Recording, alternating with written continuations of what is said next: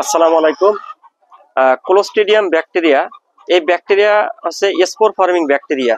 এই spore farming bacteria হওয়ার কারণে এরা কিন্তু শুকনা মাটিতে, বালিতে দীর্ঘদিন পর্যন্ত স্পোর আকারে বেঁচে থাকতে পারে। তো আমরা যখন একটা পোল্ট্রি খামার করি, তখন পোল্ট্রি খামারে কিন্তু এই যে বালির মাধ্যমে যে আমরা ফ্লোরে যে বালি ব্যবহার করি, এই বালির কিন্তু প্রচুর পরিমাণে ক্লোস্ট্রিডিয়াম ব্যাকটেরিয়া স্পোর ফর্মে থাকে। এবং এই ব্যাকটেরিয়া যখন পোল্ট্রির শরীরে যখন প্রবেশ করে, তখন কিন্তু পোল্ট্রিতে কিন্তু আপনার এই বালির মাধ্যম দিয়ে এই ব্যাকটেরিয়া পেটে ঢুকে কিন্তু নাড়িতে ক্ষত তৈরি করে, যেটা আমরা নেক্রোটিক এন্টারাইটিস বলি। আর এই ক্ষত যখন হয়ে যায়, তখন কিন্তু ক্লিনিক্যাল পর্যায়ে চলে গেলে কিন্তু নাড়িতে ক্ষত রোগের মাধ্যম দিয়ে কিন্তু একজন পোল্ট্রি খামারি তথা লেয়ার খামারি কিন্তু ক্ষতিগ্রস্ত হয়ে থাকে। এজন্য আমরা যখন মুরগি পালন করব, লেয়ার খামারে অবশ্যই ফ্লোরের পরে আমরা কি লিটার লিটার ব্যবহার করতে হবে।